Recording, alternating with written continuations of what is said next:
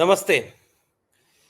बात इस समय एग्जिट पोल पर हो रही है और जब हम आप बात कर रहे हैं चंद घंटों बाद अंतिम परिणाम आने शुरू हो जाएंगे जब 4 जून को मतगणना शुरू हो जाएगी। तो अंतिम परिणाम क्या होंगे, कौन जीतेगा कौन हारेगा, इसका असली फैसला तो 4 जून के इम्तिहान के बाद आएगा। वही अंतिम होगा, वही वैधानिक होगा, वही सही होगा। लेकिन जब तक वो फैसला नहीं आ पा रहा है, तब तक क्या कुछ चल रहा है, उस पर बात होनी जरूरी है। मीडिया से लेकर के टेलीविजन चैनल और तमाम तरह के अलग अलग नए नए प्रारूप जो बने हैं एग्जिट पोल के, उन एग्जिट पोलों को लेकर सोशल मीडिया पर अच्छी खासी बहस चल रही है। कहीं पता चल रहा है कि किसी पार्टी का एक कैंडिडेट पूरे प्रदेश में चुनाव लड़ रहा है और एग्जिट पोल ने 3 कैंडिडेट को बढ़त दिखा दी। कहीं पता चला कि कल वाले में एग्जिट पोल ने सीटें ज्यादा दिखा दी थी, आज जो है सीटें कम दिखा दी। अलग अलग तरह के प्रारूप बन गए हैं, अलग अलग तरह की स्थितियां बन गई हैं और ऐसी स्थितियों के बीच सबसे ज्यादा जिसके ऊपर नजर रहने वाली है, सबसे ज्यादा जिसको लेकर के चर्चा होने वाली है, वो है उत्तर प्रदेश। आज की वीडियो में हम उत्तर प्रदेश पर बात करेंगे और उत्तर प्रदेश पर इसलिए बात करना जरूरी है क्योंकि उत्तर प्रदेश में 80 सीटें हैं। बीजेपी, जो मेरा आकलन है, वो उड़ीसा में कुछ कुछ गेन कर सकती है। बीजेपी कुछ कुछ गेन 2-4 सीटों का पश्चिम बंगाल में भी कर सकती है। 2-4 सीटें तेलंगाना में बढ़ सकती हैं। 2-4 सीटें आंध्रा में बढ़ सकती हैं। 2-4 सीटें इसी तरह से करते करते और जगहों पर बढ़ सकती हैं। नॉर्थ ईस्ट में बीजेपी बढ़त में हो सकती है। इन सारी कवायदों के साथ जो एक और दिलचस्प चीज है कि बढ़त के साथ बीजेपी घटत में भी कई जगह पर आएगी। जैसे मध्य प्रदेश, राजस्थान, महाराष्ट्र, बिहार, हिमाचल प्रदेश, हरियाणा, ये वे राज्य हैं जहां पूरी की पूरी सीटें बीजेपी के पास थी।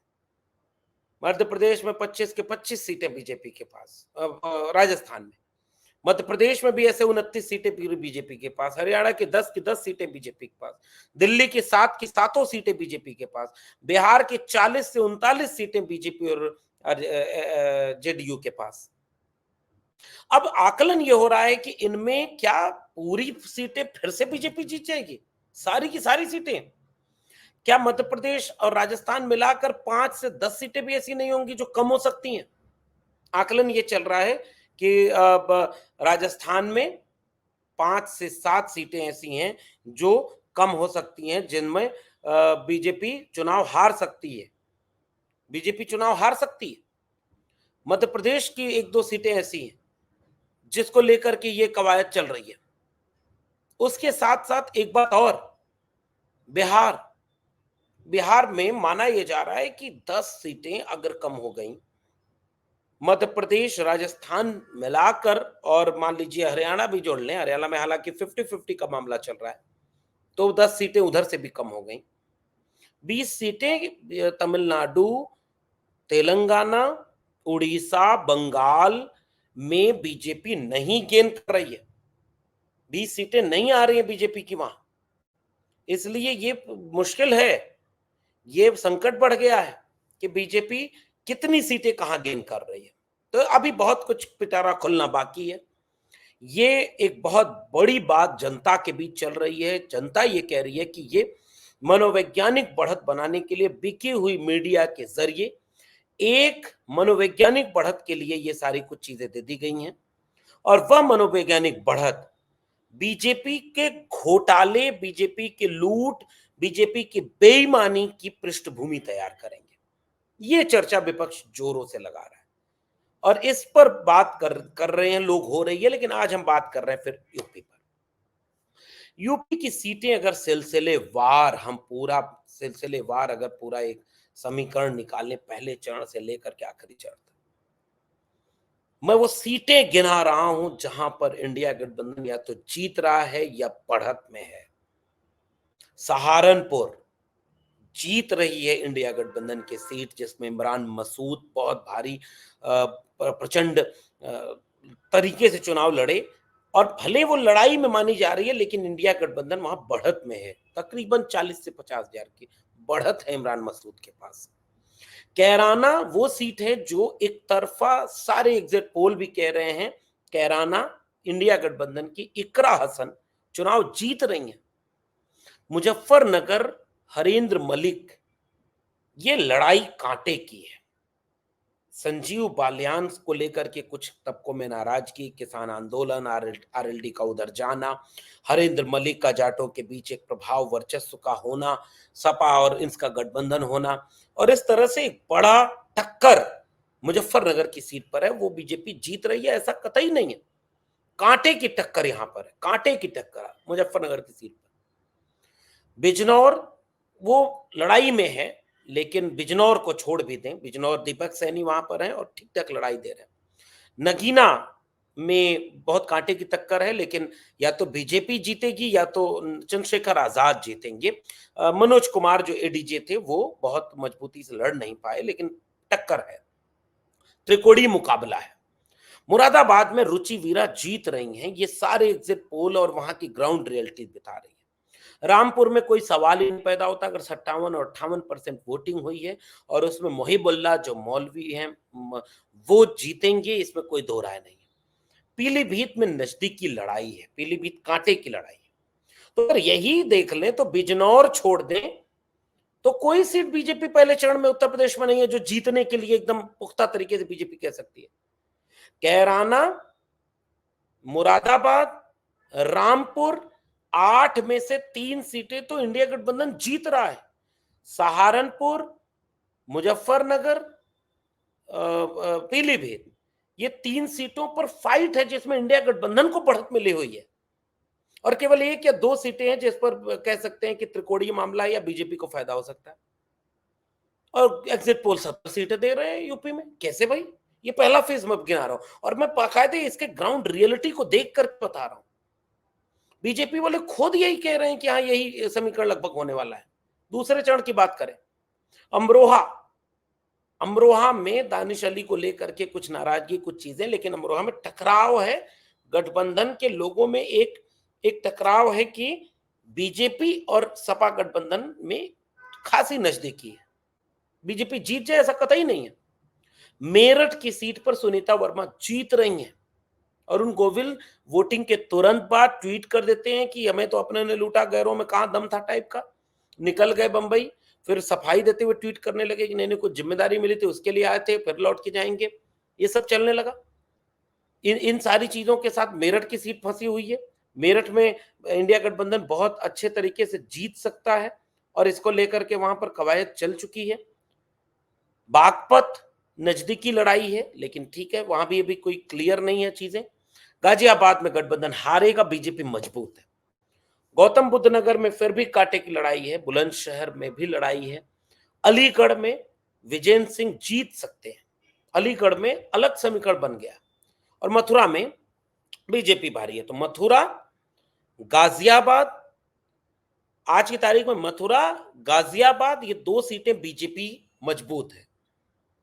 बुलंदशहर, अलीगढ़, गौतम बुद्ध नगर, बागपत, इन पर लड़ाई है, और अमरोहा और मेरठ इंडिया गठबंधन के पक्ष में।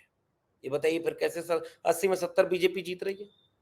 तीसरे चरण का उत्तर प्रदेश में अगर बात करें तो हाथरस में जो रिजर्व सीट है वहां पर एक लड़ाई देखने को मिल रही है, बहुत नजदीकी लड़ाई है। आगरा में बेशक गठबंधन थोड़ा पीछे है, लेकिन फतेहपुर सीकरी में गठबंधन आगे है। इंडिया गठबंधन आगरा में थोड़ा पीछे है, लेकिन फतेहपुर सीकरी में आगे है।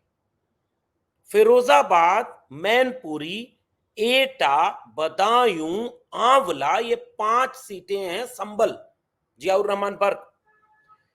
तीसरे चरण की 10 सीटों में से 6 सीटें तो सीधे जीतने वाली हैं। संभल, फिरोजाबाद, मैनपुरी, एटा, बदायूं, आंवला। और इस तरह से ये 6 सीटें सीधे जीत वाली हैं। फतेहपुर सीकरी में नजदीकी लड़ाई है, बरेली में नजदीकी लड़ाई बन गई क्योंकि संतोष गंगवार नाराज हैं और संतोष गंगवार को लेकर के वहां का समीकरण बदल गया। बीजेपी वाले खुद उन्हें हराना चाह रहे हैं। और प्रवीण एरन वो पीडीए के हैं, अखिलेश यादव का पीडीए जीत रहा है। आंवला में नीरज मौर्य बहुत मजबूती से जीत रहे हैं। बदायूं, मैनपुरी, संभल, फिरोजाबाद, ये तो घर की सीटें हैं। संभल में जियाउर रहमान बर्क को कोई रोक ही नहीं सकता। मतलब अगर आप संभल भी हार रहे हैं, जबकि शफीकुर रहमान बर्क के निधन के बाद, सिंपैथी के बाद, मुसलमान वोटर के बाद, प्रशासन के इतने चीजों के बाधा पैदा करने के बाद भी तो कुछ कहा नहीं जा सकता।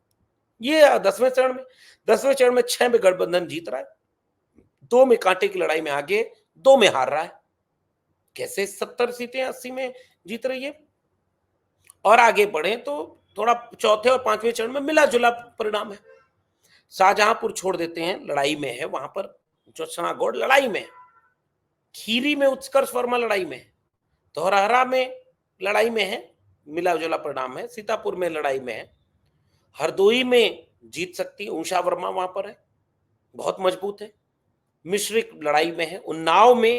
उन्नाव, फर्रुखाबाद, इटावा, कन्नौज, मैं वो सीटें जीत रहा हूं। अकबरपुर जो जीत रही है आज की तारीख में इंडिया गठबंधन। और शाहजहांपुर, खीरी, फिर उसके बाद थोड़ा हरदोई, सीतापुर, इवन मिश्रिक में भी संगीता राजवंशी वहां पर चुनाव लड़ रही है। फिर आप आ जाइए बहराइच, इनमें फाइट है। बीजेपी 1-2 सीटें इसमें कहते कि वो जीत जाएगी या निकल जाएगी, तो वो बात आश्चर्यचकित नहीं होगी, लेकिन यहां पे लड़ाई है। आप मोहनलालगंज आगे बढ़ेंगे, चौथे पांचवें चरण में आगे बढ़ रहा हूं मैं, और 5वें चरण में 14 सीटें। मोहनलालगंज की सीट आर.के. चौधरी भयानक लड़ाई में है और जीत सकते हैं। लखनऊ में बीजेपी मजबूत होगी, फिर भी थोड़ी चुनौती पेश की है रविदास मल्होत्रा ने। रायबरेली में निश्चित रूप से गठबंधन जीतेगा। अमेठी की सीट में समीकरण बदल गए हैं और कोई आश्चर्य नहीं कि अमेठी की सीट पर चुनाव परिणाम बदल जाए, जनता नाराज है। जालौन की सीट, झांसी, जालौन, हमीरपुर, बांदा, इन सीटों में हमीरपुर और बांदा में लड़ाई नजदीक है, बाकी जगह पे बीजेपी मजबूत है। फतेहपुर में नरेश उत्तम पटेल की जीत की तरफ बढ़ते दिख रहे हैं। वहां भी वही समीकरण है जो अमेठी में बन रहा है, local anti incumbency. Kaushambi, Barabanki, Faizabad की सीट अगर आपको आश्चर्य न हो तो अवधेश प्रसाद पासी हैं। और गजब क्या वहां पर माहौल देखने को मिल रहा है। बीजेपी हल्कान है, परेशान है, वहां पर समीकरण बदल गए हैं। फैजाबाद की सीट पर, कैसरगंज की सीट, जो दबदबा वाले के सामने दबदबा वाला भगत राम खड़ा हो गया। गोंडा, श्रेया वर्मा। अगर मैं इस 5वें चरण में जोड़ूं तो मोहनलालगंज, रायबरेली, फतेहपुर, कौशाम्बी, फैजाबाद, गोंडा, सीधे सीधे 14 में 6 से 7 सीटें इंडिया गठबंधन जीत रहा है। और अगर बात करें अमेठी की, हमीरपुर, बांदा, बाराबंकी, इनमें टक्कर है और बाकी 4 सीटें बीजेपी के पक्ष में हैं। तो 14 में 4 में बीजेपी के पक्ष में है, 4 पे बहुत कांटे की लड़ाई है, 6 गठबंधन के पक्ष में है, फिर भी 80 में 70। अगर 6वें चरण की बात करें तो 14 सीटों में से सुल्तानपुर रामभुआल निषाद कांटे की टक्कर, प्रतापगढ़ शिवपाल सिंह पटेल जीत रहे हैं, फूलपुर में कांटे की टक्कर अमरनाथ सिंह कुशवाहा, मौर्य और पटेल में। इलाहाबाद में गठबंधन भारी है, अंबेडकर नगर में लालजी वर्मा भारी हैं, जीत रहे हैं। श्रावस्ती में राम शिरोमणि वर्मा हो, वो कांटे की टक्कर है। बस्ती में राम प्रसाद चौधरी जीत रहे हैं। संत कबीर नगर में कांटे की टक्कर है। लालगंज जीत रहे हैं, आजमगढ़ जीत रहे हैं, जौनपुर कांटे की टक्कर, जो मैंने कैलकुलेशन बनाया। मछली शहर में कांटे की टक्कर, भदोही में कांटे की टक्कर। तो जीत कौन सी रही है बीजेपी? तो 14 में से लगभग 7 सीटें ऐसी हैं जो इंडिया गठबंधन जीत रहा है और बाकी 7 पर कांटे की टक्कर है। आज की तारीख में बीजेपी नहीं कर सकती और अब इसलिए बीजेपी इन सबको हराने और इन सब चीजों में आगे बढ़ाने के लिए सारे गठबंधन की चीजों को करेगी। 7वां और आखिरी चरण 13 सीटों का है।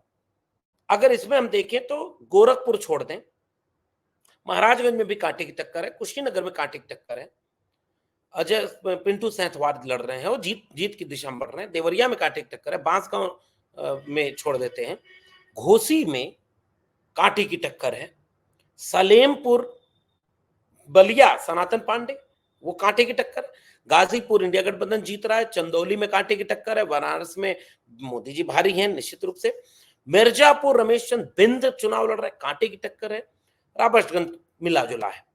तो आखिरी चरण में भी अगर मैं गिनूं उंगलियों पर तो कुशीनगर पिंटू सेंथवार, देवरिया थोड़ा मिली जुली है, कुशीनगर, घोसी, बलिया, गाजीपुर, ये 4 सीटें ऐसी हैं जो सीधे इंडिया गठबंधन जीत रहा है। 3 से 4 सीटों पर लड़ाई है। इन इन सारे समीकरणों को अगर जोड़ दें, बना लें, एक आगे पीछे कर लें, तो इसमें पता आपको ये चलेगा कि मेरा कैलकुलेशन ये है कि 35 से 38 सीटें इंडिया गठबंधन और समाजवादी पार्टी के पक्ष में है। 38 सीटें, तो 38 से 40 सीटें इंडिया गठबंधन के पक्ष में है, तो क्या एक तरफा वो 10 पे आ जाएगा? कैसे? क्या उत्तर प्रदेश में अखिलेश यादव के पीडीए का जवाब क्या बीजेपी के पास था? क्या संविधान बदलने वाली बात से बीएसपी का वोटर जो बड़ी मात्रा में पढ़ा लिखा जागरूक वोटर है, वो इंडिया गठबंधन को वोट दे रहा है, वो संविधान की बात को लेकर के, आरक्षण के सवाल को लेकर के बीजेपी से नाराज है, क्या इसका कोई असर नहीं पड़ेगा? ये विश्लेषण कैसे हो रहा है और कहां खड़ा होगा? ये यहां पर पॉइंट मेरा फंस रहा है। बीजेपी के नेताओं की भीड़ में, रैलियों में भीड़ नहीं, और अखिलेश यादव की रैलियों में 50 डिग्री टेम्परेचर में भी अप्रत्याशित भीड़। क्या वोट नहीं देगी? क्या बीजेपी 70 सीटें जीत जाएगी 80 में से? क्या जनता के मूड मिजाज में कोई बदलाव नहीं है? पीडीए जिस पर अगर वोट दिए देंगे अपनी अपनी जातियों के लोग भी, तो भी 38 सीटें बीजेपी हार रही है। और उत्तर प्रदेश का समीकरण पूरी तरह से बदला हुआ है और एग्जिट पोल उत्तर प्रदेश में 65 से 68 सीटें, 70 सीटें बीजेपी को जिता रहा है। यह तब तक संभव नहीं है जब तक बेईमानी ना हो, जब तक वोट की लूट ना हो। कम मार्जिन की सीटों को कैसे हरा दिया जाए, इसलिए अब इस बात का ऐलान कर रहा है विपक्ष कि जनता आपको वोट दे रही है, वोट की हिफाजत करना प्रत्याशी और कार्यकर्ता और जनता का फर्ज है। इसलिए मतगणना पर जनता नजर रखे और मतगणना ऐसी हो जैसी मतगणना में घपले न हो सके, बेईमानी न हो सके, तब जाकर के ही कोई चीज बचेगी, वरना फिर लोकतंत्र जिंदाबाद है। आपका क्या कहना है नीचे कमेंट बॉक्स में जरूर बताइएगा। फिर मिलेंगे किसी और टिप्पणी के साथ, तब तक के लिए बहुत बहुत धन्यवाद।